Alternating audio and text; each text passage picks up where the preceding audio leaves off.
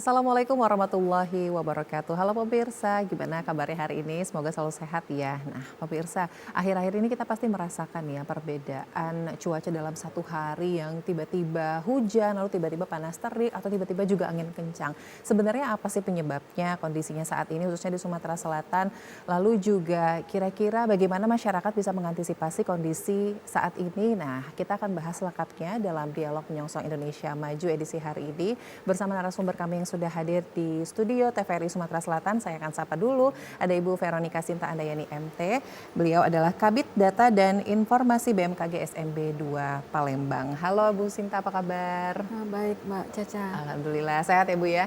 Ini di tengah cuaca saat ini ya, kita harus tetap fit tentunya ya untuk supaya bisa tetap berkegiatan pastinya. Betul. Dan selain ada Bu Sinta, saya juga di studio ini sudah kehadiran Bapak Reviko Agdialta, PMG Muda BMKG Stasiun Klimatologi Sumatera Selatan. Halo Pak Viko, Ya, apa halo kabar Mbak Caca, Pak? alhamdulillah baik Pak. Alhamdulillah Ya. baik juga. Sekali lagi terima kasih Bu Sinta dan juga Pak Viko sudah berkenan hadir di studio hari ini. Dan pemirsa di rumah juga bisa bergabung bersama kami melalui telepon interaktif di 0711 311 454 atau Anda dapat mengirimkan pesan melalui WhatsApp di nomor yang tertera di layar kaca. Baik, mungkin sebelum kita membahas lebih jauh lagi mengenai kondisi cuaca dan juga iklim di dialog kita dengan tema kupas tuntas kondisi cuaca dan iklim hari ini, saya akan ke Pak Viko dulu nih. Pak Viko, ini bisa kasih tahu juga ya mungkin untuk pemirsa dan juga masyarakat perbedaan mendasarnya dari cuaca dan iklim ini apa sih? Mungkin banyak yang belum tahu nih. Oke baik, jadi perbedaan antara cuaca dan juga iklim itu ada di skala waktunya Mbak. Kalau kita bicara tentang cuaca, cuaca itu adalah suatu kondisi atmosfer di suatu tempat dalam jangka waktu yang relatif singkat. Mungkin bisa sekitar harian atau juga mingguan. Nah, sementara iklim itu adalah kondisi atmosfer juga sama, tapi dalam skala waktu yang lebih panjang. Biasanya dalam waktu 1 dasarian atau 10 hari dan juga 1 minggu, bahkan 1 bulan seperti itu. Jadi sebenarnya sama-sama kondisi atmosfer, hanya yang membedakan itu ada skala waktunya seperti itu. Jadi kalau misalnya di cuaca ada yang dikenal dengan cuaca berawan, hujan. Kalau di iklim kami menyebutnya musim seperti itu, seperti musim hujan dan juga musim kemarau. Oh, jadi musim hujan dan musim kemarau itu sebenarnya masuknya kategori iklim ya. Ini yang Betul, mungkin betul. masyarakat banyak belum tahu ya, disamaratakan aja nih. Betul. Cuaca dan iklim adalah sama. Nah, Iya. tapi kalau untuk misalnya pemantauannya sendiri sebenarnya kurang lebih sama juga ya, Pak? Untuk pemantauan kurang lebih sama, hanya ada beberapa hal yang dipantau di stasiun klimatologi, sementara di stasiun meteorologi tidak, dan sebaliknya juga seperti itu, Mbak. Oh, oke Iya. oke. Secara umum Jadi, sama sih. secara Ya. umum sama ya. Jadi yang kalau misalnya iklim ini rentang waktunya itu lebih Betul. panjang gitu ya. Mungkin bisa 3 bulan gitu Iya. juga ya, Pak. Oke. Nah, saya mau ke Bu Sinta kalau gitu. Nah, ini kalau ke Bu Sinta berarti terkait dengan yang terdekat dulu nih, kondisi cuaca di Sumatera Selatan akhir-akhir ini seperti apa nih, atau mungkin untuk sepekan ke depan? Ya dari dinamika atmosfer yang kita pantau setiap hari, memang di Sumsel ini untuk pertumbuhan awan di musim hujan ini ada agak sedikit menurun. Hal ini disebabkan memang adanya low pressure area di sebelah barat Australia yang memang membawa uap air itu menuju ke sana sehingga supply-nya semakin agak berkurang. Namun potensi hujan itu masih tetap ada, namun tidak merata, terutama konsentrasi itu peluang hujan terjadi di wilayah barat Sumatera Selatan, seperti di wilayah Lahat, Pagaralam, Oku Selatan, Ogan Ilir, kemudian Oku Timur, Musirawas Utara, Lubuk Linggau, Musi Banyuasin gitu. Memang yang di sebelah timur Sumsel memang agak sedikit menurun dengan intensitas hujan ringan hingga sedang, dan wilayah barat itu intensitas sedang hingga lebat. Oke, jadi terbagi antara barat dan juga timur itu terasa sekali perbedaan cuacanya gitu ya Bu Sinta ya. Makanya kalau teman-teman kita di daerah barat mungkin sampai ada yang masih banjir juga seperti itu ya Bu? Ya betul. Jadi faktor dinamika atmosfer ini memberi efek terhadap cuaca di Sumsel ini memang tidak merata begitu.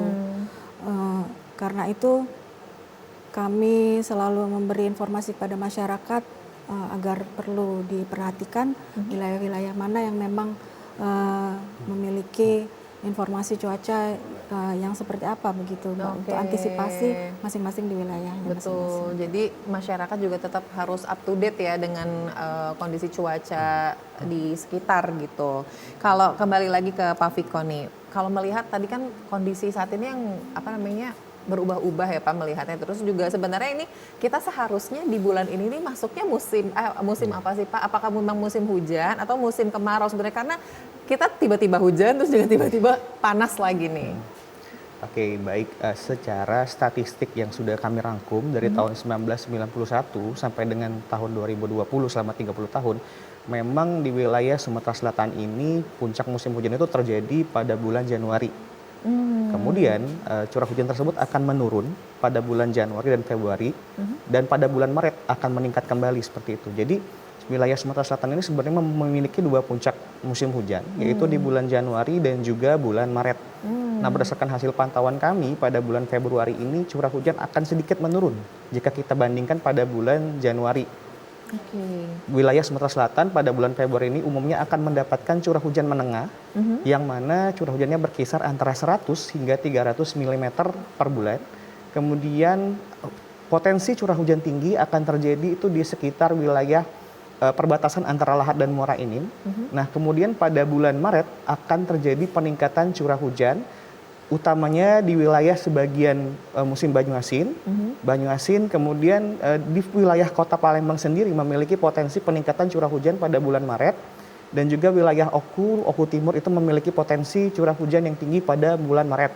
Kemudian untuk bulan April akan terjadi penurunan curah hujan jika kita bandingkan dengan bulan Maret, karena monsun Australia diperkirakan mulai aktif pada bulan Maret seperti itu. Jadi hal tersebut akan memicu pengurangan curah hujan di wilayah Sumatera Selatan seperti itu.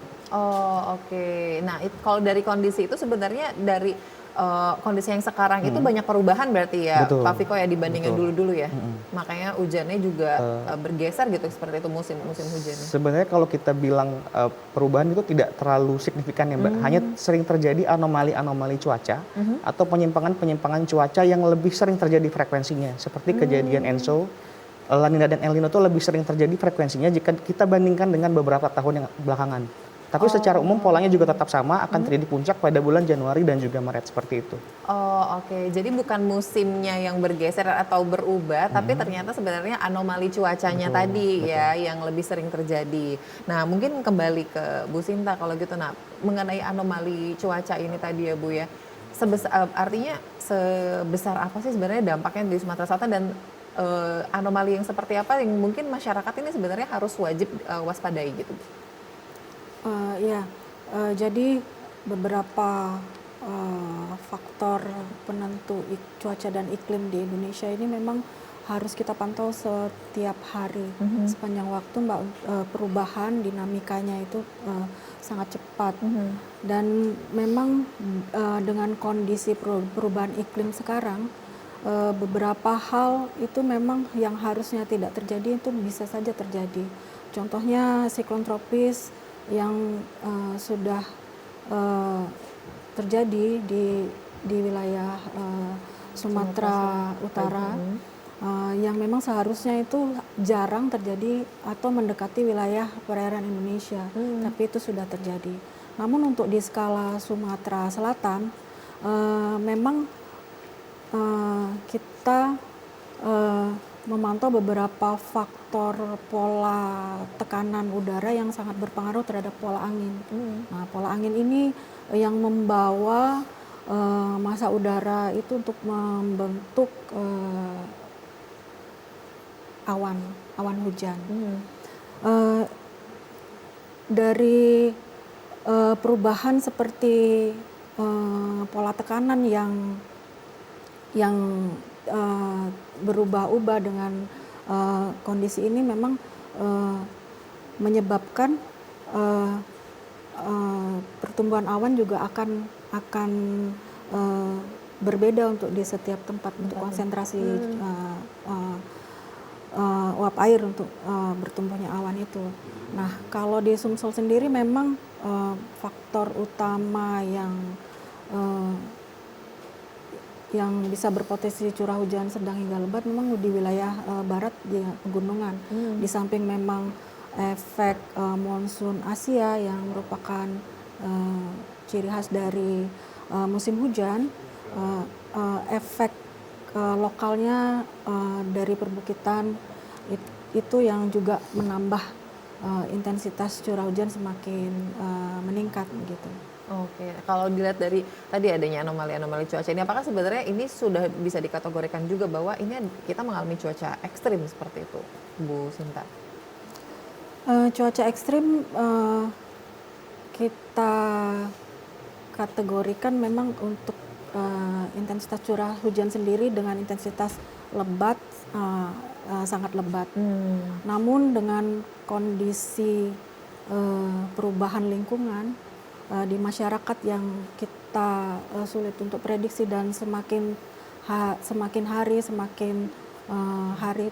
daya dukungnya semakin rendah, curah hujan yang turun itu tidak bisa ditampung lagi, sehingga itu yang menyebabkan bencana di masyarakat. Nah, hal itu, dua faktor itu yang perlu kita waspadai, kita antisipasi juga curah hujan yang turun dengan daya dukung lingkungan atau pemukiman masyarakat itu yang perlu kita kaji, dikombinasikan apakah cuaca ini akan menyebabkan bencana hidrometeorologi seperti itu. Oke, nah mungkin saya kembali ke Pak Viko kalau gitu. Nah mungkin bisa detailnya lagi nih Pak, bagaimana kondisi iklim di Sumatera Selatan mungkin khususnya ya untuk 3 bulan ke depan gitu, karena mungkin itu yang paling apa ya dirasakan oleh masyarakat gitu, atau juga mungkin ada kekhawatiran tersendiri gitu dengan kondisi iklim kita.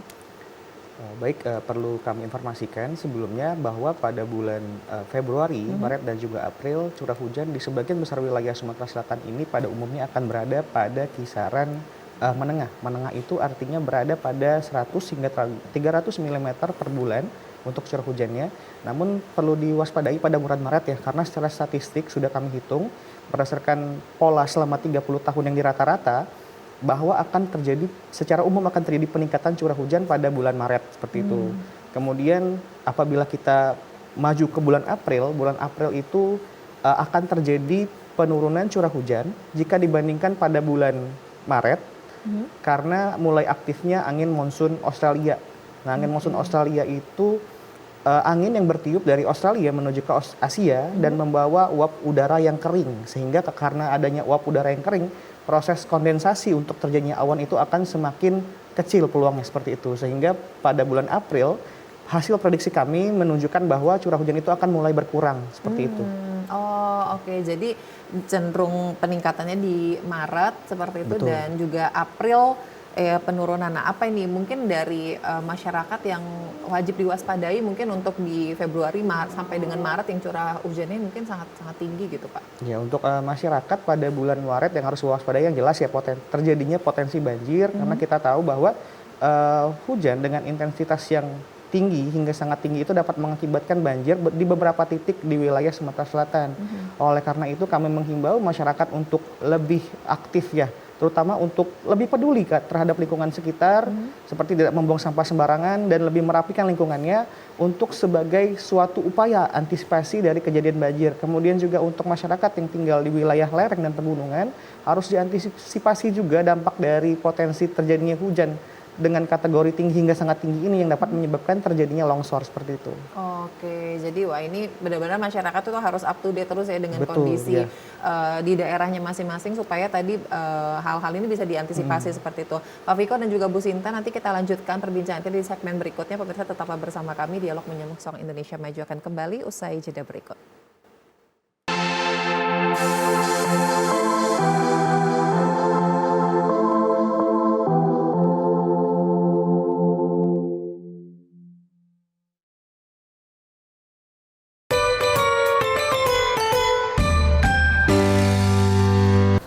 Online.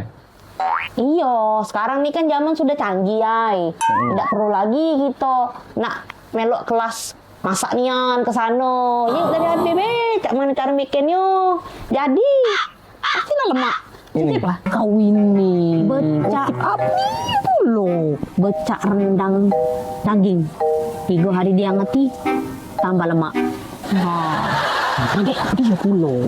Tanya. Tapi, dulu kita nih. Tapi kira-kira utang aku bagi dulu dibayar boleh kan? Terima segala kekurangan. Bersyukur intinya. Wait. Maksud saya ini kurang ini bukan nggak bersyukur, padanya belanjanya kurang 10.000. Bukan saya nggak mau terima kekurangan, tapi memang belanjanya kurang 10.000.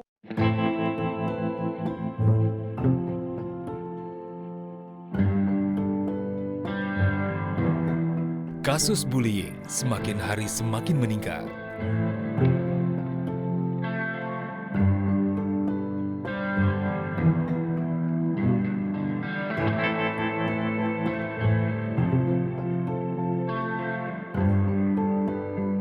Bullying tidak hanya fisik, bisa berupa ejekan, perundungan daring, bahkan pengucilan.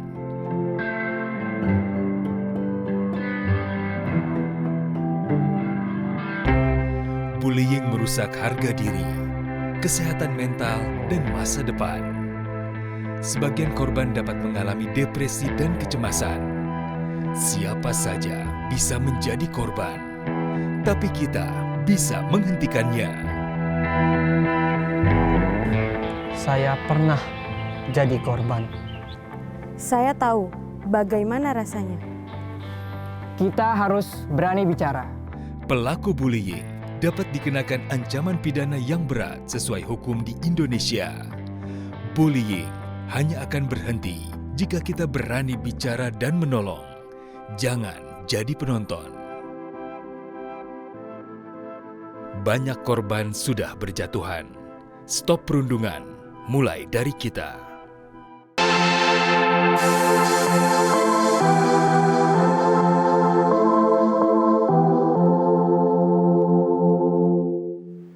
Baik pemirsa, terima kasih Anda masih bersama kami dalam dialog Menyongsong Indonesia Maju. Masih dengan tema kita yang sama, yaitu kupas tuntas kondisi cuaca dan iklim di Sumatera Selatan. Tentunya bersama narasumber kami ada Ibu Sinta dan juga Pak Viko. Dan pemirsa di rumah juga bisa bergabung bersama kami melalui telepon interaktif di 0711311454 atau Anda dapat mengirimkan pesan juga melalui WhatsApp di nomor telepon yang tertera di layar kaca.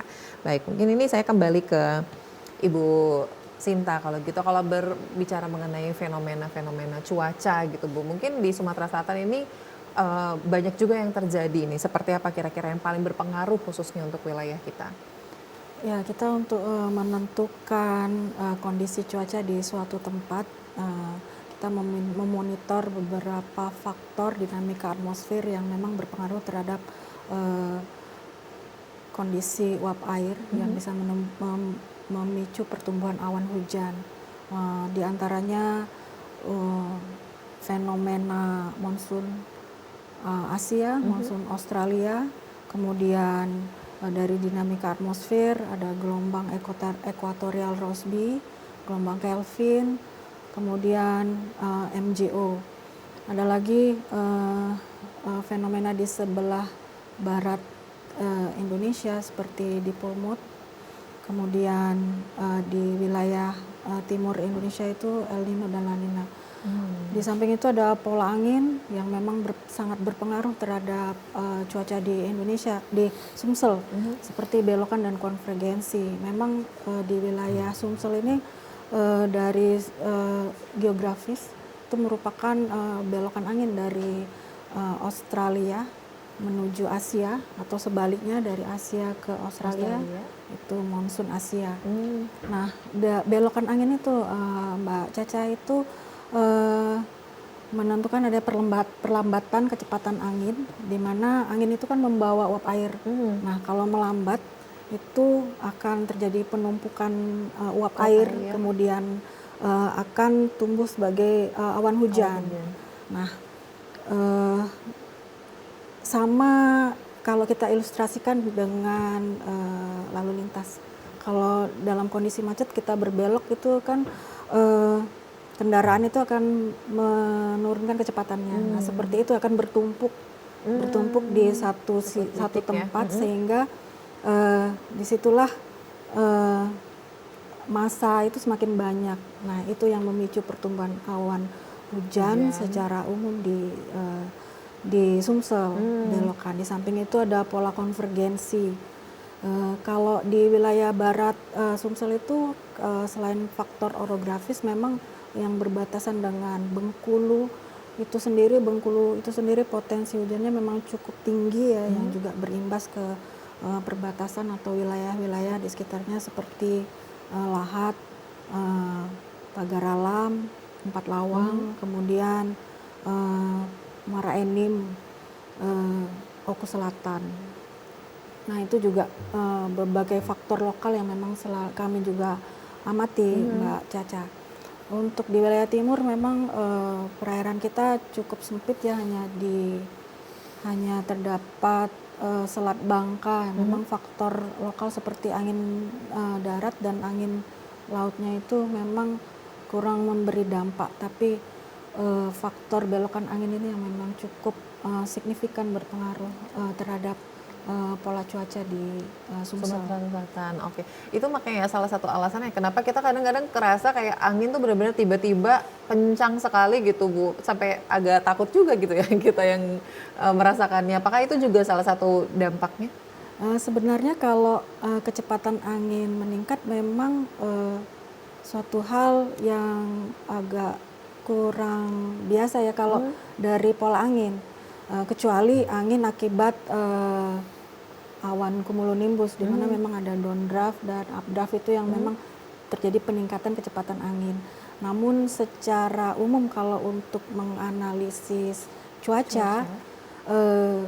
Kecepatan angin rata-rata secara umum yang meningkat itu menandakan memang ada faktor gangguan cuaca lain yang berpengaruh di Sumsel begitu.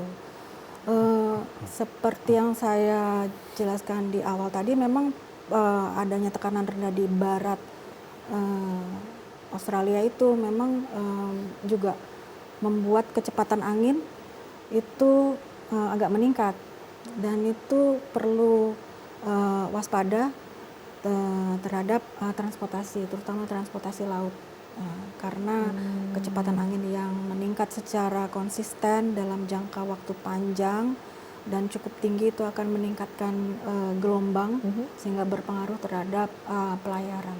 Oh, gitu. Oke. Nah, ini saya beralih ke Pak Viko.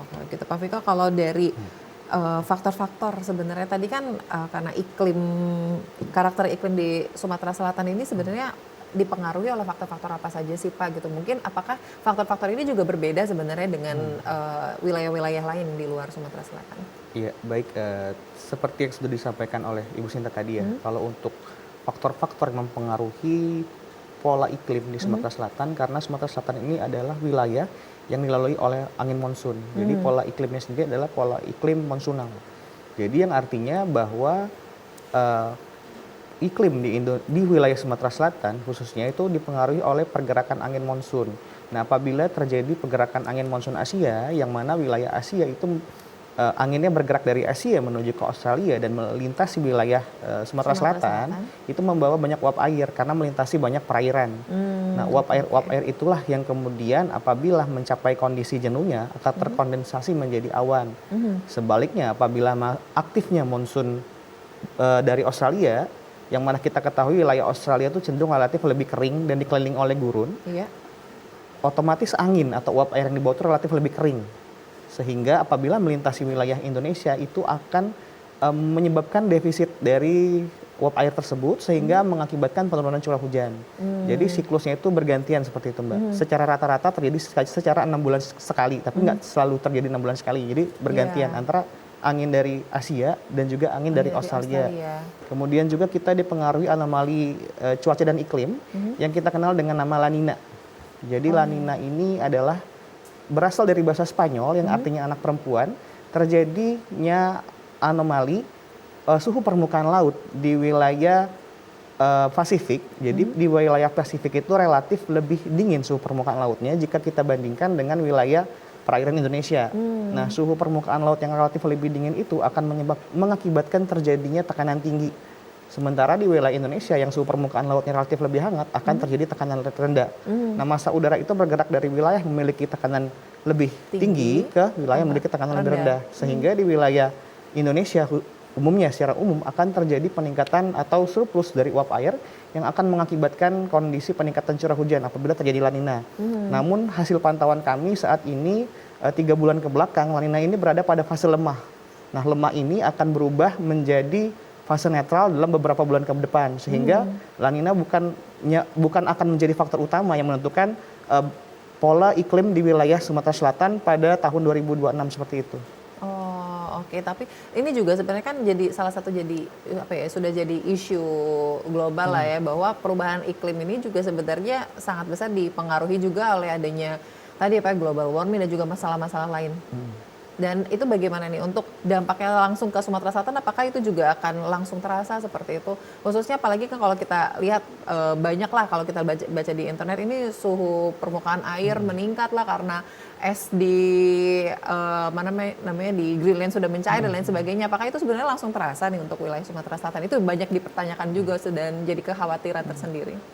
Baik, untuk perubahan iklim ya. Perubahan iklim itu adalah biasanya ditandai dengan peningkatan suhu rata-rata di bumi, namun efeknya itu relatif lebih kecil, Mbak. Jadi setiap tahun tuh meningkat hanya sekitar 0,0 sekian derajat Celcius seperti itu. Jadi memang tidak akan langsung kita rasakan. Tapi kalau efeknya tidak bisa kita cegah, anak cucu kita yang nanti akan merasakan peningkatan suhu yang lebih tinggi dibandingkan dengan kondisi yang kita rasakan sekarang seperti itu. Oke, jadi dari peningkatan suhu, kalau sekarang sih sebenarnya pantauan dari Pak Viko dan juga rekan-rekan ini suhu yang di Sumatera Selatan itu normalnya seharusnya berapa? Secara tren memang meningkat suhu. Nah, kalau untuk kondisi normal itu biasanya berada dari 25 derajat Celcius hingga 30 derajat Celcius. Nah, dikategorikan ekstrim itu apabila melewati angka 35 derajat Celcius. Dan itu sebenarnya relatif jarang ya terjadi, tapi frekuensi tidak terlalu tinggi seperti itu. Jadi untuk suhu sendiri secara umum masih stabil ya. Akan tetapi memang kalau kita lihat trennya, tren jangka panjang dari tahun 1960 awal pengukuran di Stasiun Klimatologi Sumatera Selatan, jika kita bandingkan dengan tahun 2026 memang trennya mengalami peningkatan seperti itu. Peningkatannya cukup signifikan, Pak? Peningkatannya tidak terlalu besar, tapi setiap tahun pasti meningkat seperti ya. itu. Dan itu yang tadi seperti yang dikatakan Pak Viko, yang takutnya nanti dirasakan oleh anak cucu kita gitu kan, semakin hangat gitu, yang seharusnya di pagar alam nanti dingin, nanti anak cucu kita udah nggak ngerasain lagi dinginnya nih gitu. Oke, saya kembali ke Bu Sinta. Kalau gitu Bu Sinta, ini kan terkait kondisi saat ini, mungkin di Palembang curah hujannya tidak terlalu tinggi, jadi kita tidak mengalami banjir ya, alhamdulillah. Tapi bagaimana kondisi di beberapa tempat di Sumatera Selatan yang mengalami banjir gitu? Apakah memang curah hujannya sangat-sangat tinggi gitu sampai menyebabkan banjir, Bu Sinta? Ya, memang banjir itu ada selain memang diakibatkan oleh curah hujan, ada juga faktor lingkungan, Mbak. Betul-betul. Memang di Palembang sendiri termasuk wilayah rendah ya, dan juga ada juga fenomena banjir di Palembang yang diakibatkan oleh debit sungai Musi yang meningkat. Memang dengan musim hujan ini curah hujan cukup tinggi di seluruh daerah di Sumsel, di hulu, baik di hilir. Nah, yang di hulu itu menambah debit air sungai yang akan mengalir ke muara, melintasi kota Palembang.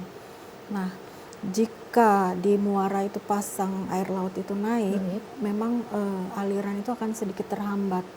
Nah, terhambatnya itu seperti yang saya ilustrasikan tadi, dia akan menumpuk debit airnya meningkat sehingga meluap ke wilayah-wilayah di tepian di sekitarnya. Nah, jadi memang untuk Palembang sendiri banjir akibat pasang ini memang perlu menjadi catatan dan kewaspadaan. Memang debit air itu kita juga tidak bisa mengira-ngira karena curah hujan yang terjadi bukan hanya di kota Palembang, tapi juga di wilayah lain di hulu sungai. Nah, itu yang perlu diantisipasi ada peningkatan debit air sungai itu dan dibarengi dengan pasang maksimum di wilayah muara. Nah, mungkin dengan pasang mencapai di atas 3 atau 3,5 meter itu perlu kewaspadaan untuk wilayah-wilayah yang memang rentan terhadap luapan sungai.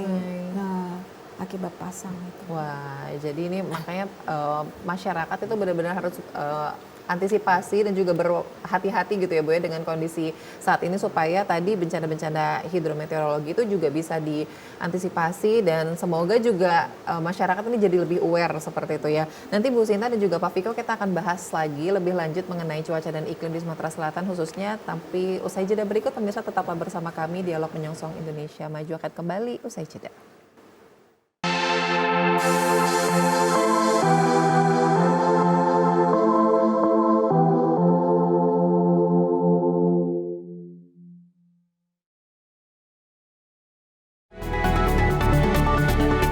Informasi terbaru lengkap dan terpercaya setiap hari melalui program Berita Sumatera Selatan hari ini.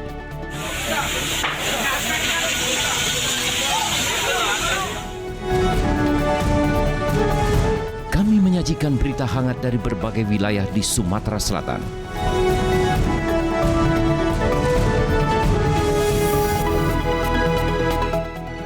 Kebakaran lahan dan kebun dengan kobaran api yang cukup besar membakar kebun milik warga.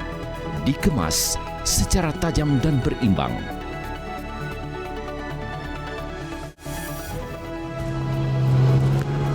Tim gabungan dari Basarnas Polsek Rawas Hilir BPBD Muratara. Jangan lewatkan Sumatera Selatan hari ini.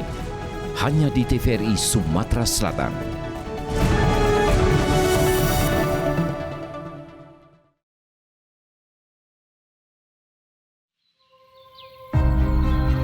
Ini adalah tanah kita. Tempat di mana setiap nafas menghembuskan semangat membara. Dari suara palu yang menggelegar hingga benang yang menyatu dalam tenunan.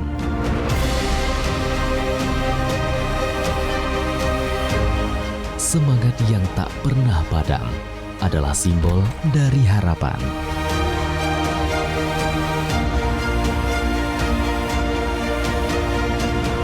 Dari kekuatan yang tak akan pernah pudar untuk berdiri bersama.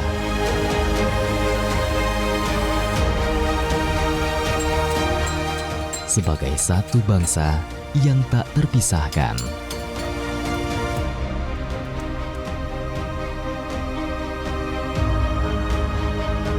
Yuk, pernah berikut gak? Ayo.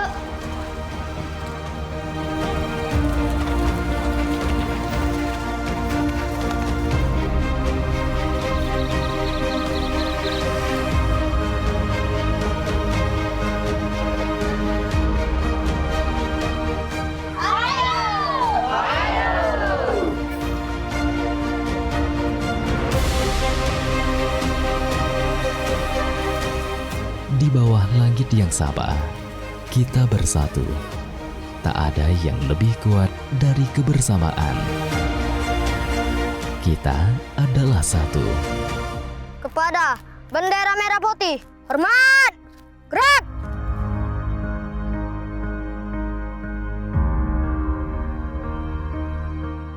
Kita adalah Indonesia.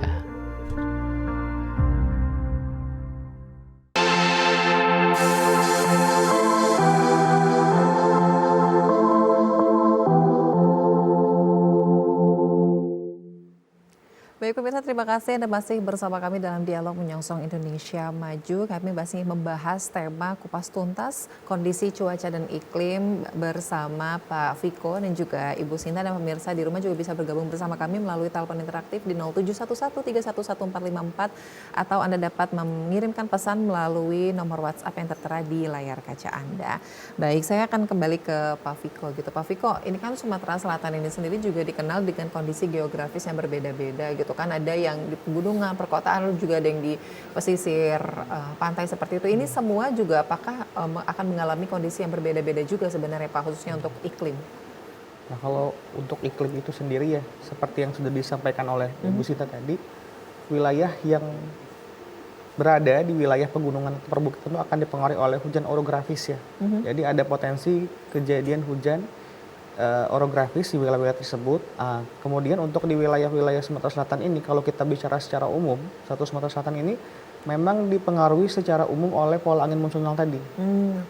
Jadi memang kalau kita bicara pola, kalau kita lihat pola dari hasil yang telah kami rata-ratakan, untuk pola secara umum itu akan terjadi 2 puncak musim hujan di bulan di bulan Desember dan juga Maret. Nah, untuk penurunan curah hujan itu sendiri secara umum ya, musim kemarau itu akan terjadi pada bulan Juni. Namun pola tersebut yang kami tangkap adalah pola secara umum. Nah, untuk setiap tahun kan ada dinamika yang mungkin mempengaruhi kondisi iklim di wilayah Sumatera Selatan. Nah, biasanya pada bulan Maret, pada awal Maret kami akan mengeluarkan rilis perakiraan musim kemarau seperti itu. Jadi untuk saat ini memang masih berada pada musim hujan. Kemudian nanti pada awal bulan Maret kami akan mengeluarkan perakiraan musim kemarau untuk tahun 2026 di wilayah Sumatera Selatan. Seperti itu. Kalau di tahun 2025 lalu awal musim kemarau itu dimulai dari bulan apa?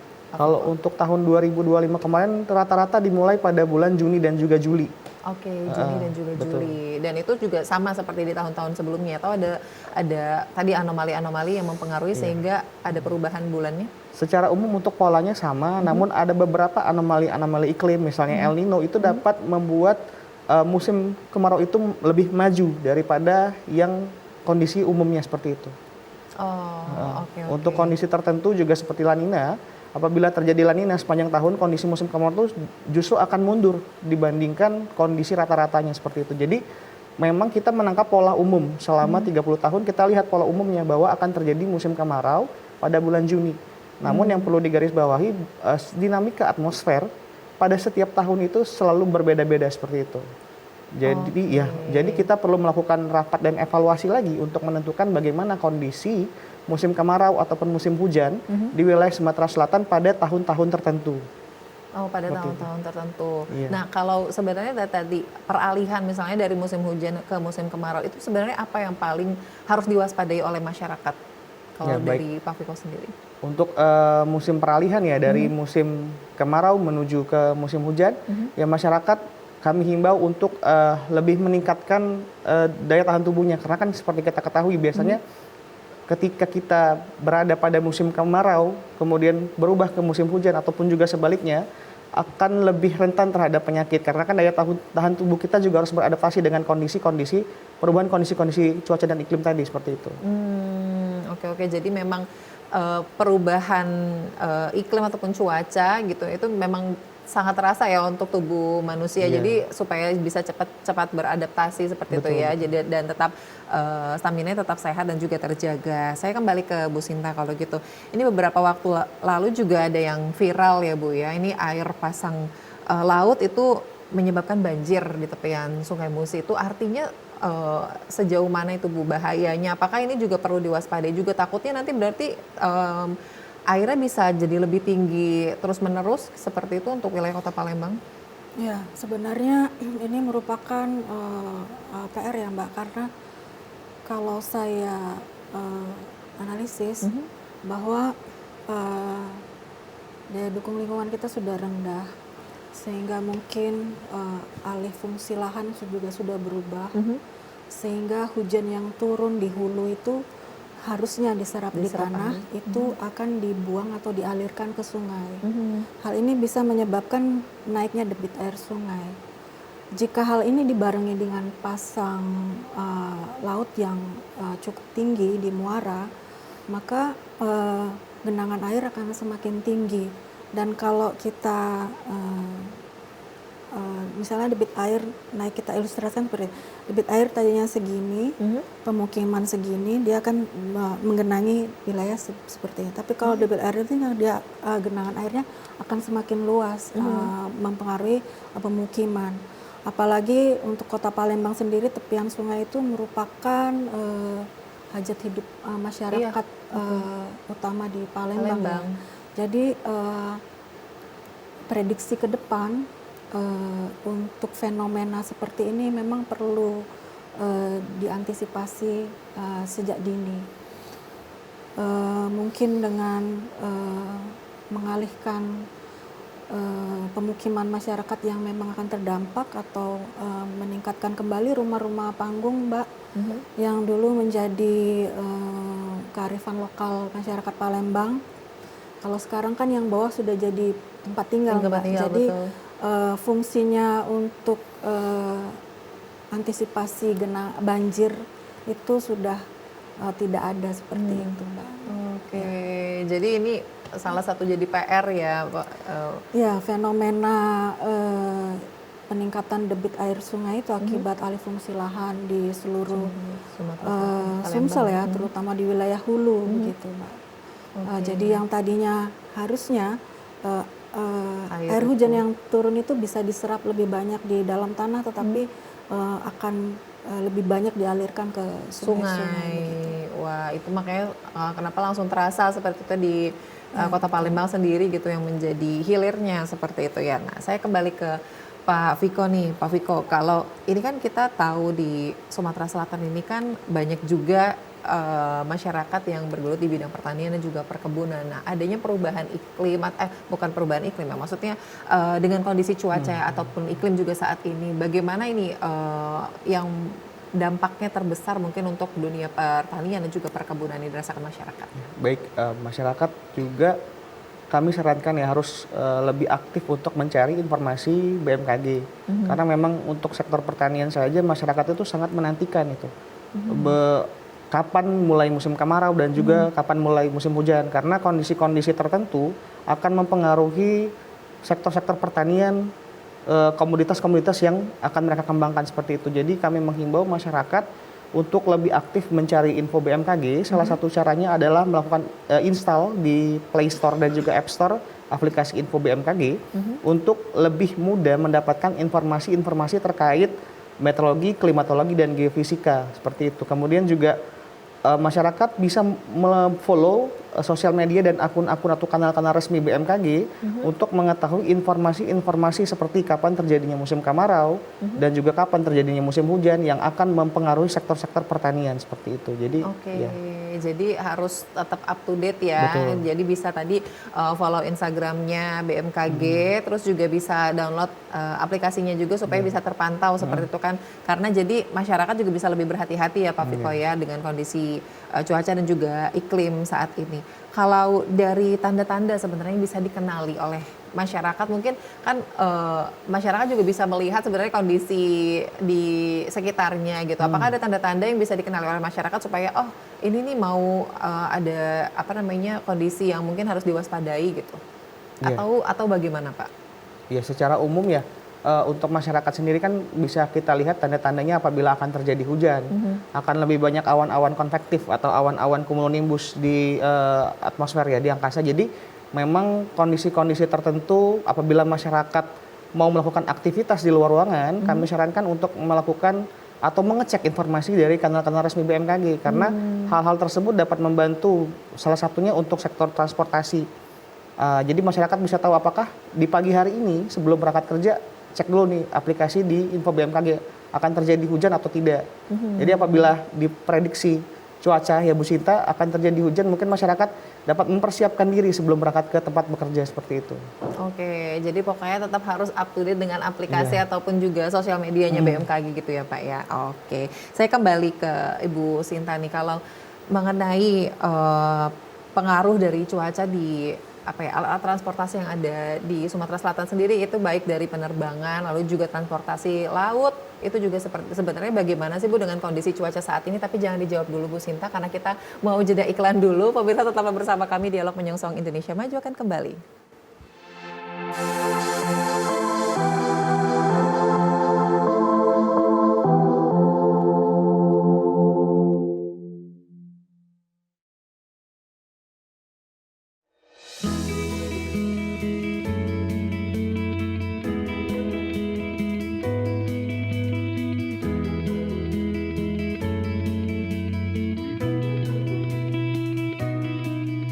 Pagi Bu Lita. Pagi. Wah, usahanya sudah mulai maju ya Bu? Ya, biasa usaha kecil-kecilan. Jangan salah loh Bu, Usaha seperti Ibu ini atau yang sering kita sebut dengan UMKM, salah satu penunjang ekonomi rakyat loh Bu. Anyaman rotan berupa piring, caping, tudung saji, dan aneka keranjang lainnya adalah kerajinan tangan khas Dusun Muara Tenang, Kota Pagar Alam. Dan menjadi cenderamata bagi wisatawan yang berkunjung ke kota wisata Pagar Alam. Industri kecil ini ditekuni masyarakat secara turun-temurun. Ada 95 UMKM anyaman rotan yang tersebar. 235 orang tenaga kerja terserap dengan nilai investasi Rp674.300.000. Bu, saya beli ini ya, tolong dibantu hitung, tapi jangan mahal-mahal loh Bu. Katanya Bapak mau membantu UMKM, kok nawar? Namanya juga pembeli, nawar boleh dong Bu.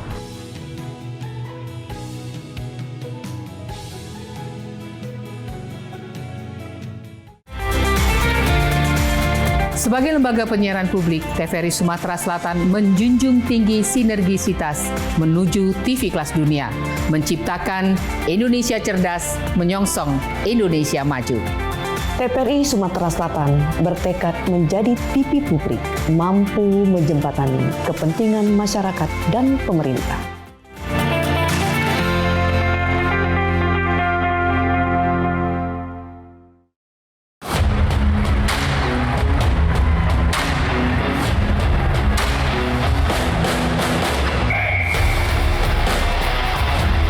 Temukan kekuatan dalam gerakan, keindahan dalam kompetisi, dan kemenangan dalam setiap langkah dari atlet-atlet berprestasi Sumatera Selatan.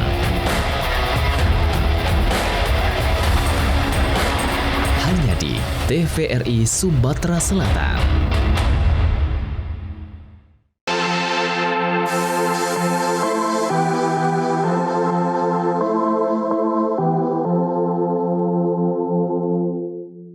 Baik pemirsa, terima kasih Anda masih bersama kami dalam dialog menyongsong Indonesia Maju. Saya kembali ke Bu Sinta tadi. Sebelum jeda kita sudah ada pertanyaan yang belum terjawab ini Bu, yaitu pengaruhnya dari cuaca kita yang saat ini mungkin kondisinya cenderung berubah-ubah terhadap penerbangan, lalu juga alat transportasi lain, mungkin juga alat transportasi air seperti itu. Ya, cuaca memang sangat berpengaruh terhadap semua segmen transportasi ya, seperti darat, laut maupun udara, Mbak Caca. Kalau di penerbangan sendiri sebenarnya di penerbangan sipil internasional bahwa kita sudah mempunyai standar operating procedure atau SOP untuk penerbangan yang terkait dengan faktor cuaca. Jadi sebenarnya masyarakat tidak perlu khawatir untuk melakukan perjalanan menggunakan pesawat gitu. Memang kalau faktor cuaca itu akan berpengaruh terhadap perjalanan pesawat itu pada saat take off landing itu yang paling utama. Jadi untuk take off landing memang cuaca harus dalam keadaan yang baik, berada di atas batas minimal. Misalnya jarak pandang lebih dari 800 meter. Kemudian arah dan kecepatan angin memang mendukung pendaratan untuk runway begitu. Untuk jadi pilot itu sendiri akan melakukan antisipasi terhadap kondisi cuaca yang memang kurang kondusif untuk melakukan take off landing itu mendarat ataupun terbang. Seperti misalnya holding atau berputar dalam periode waktu tertentu atau kembali ke base atau kembali ke asalnya atau melakukan pendaratan alternatif di bandara lain bila bandara tujuannya memang tidak memungkinkan untuk didarati karena faktor cuaca begitu. Kalau sepanjang perjalanan sendiri, kalau sudah pernah melakukan perjalanan dengan pesawat, memang pesawat akan terbang di rata-rata yang pesawat besar ya Mbak, di atas 30.000 feet, 36.000 feet itu merupakan area di mana pertumbuhan awan rendah itu sudah minimal. Jadi awan rendah itu akan tumbuh di bawah level ketinggian pesawat itu sendiri. Jadi aman untuk melakukan perjalanan. Namun pada saat turun ketinggian memang akan mendapati cuaca buruk. Nah, saya rasa masyarakat juga tidak perlu panik karena SOP-nya memang pesawat itu harus menghindari awan hujan yang hitam itu, atau kita kenal dengan awan cumulonimbus. Itu memang tidak akan dilewati oleh pesawat. Memang kalau ada sedikit-sedikit gangguan itu memang dalam standar yang bisa dihadapi oleh pesawat itu sendiri. Jadi memang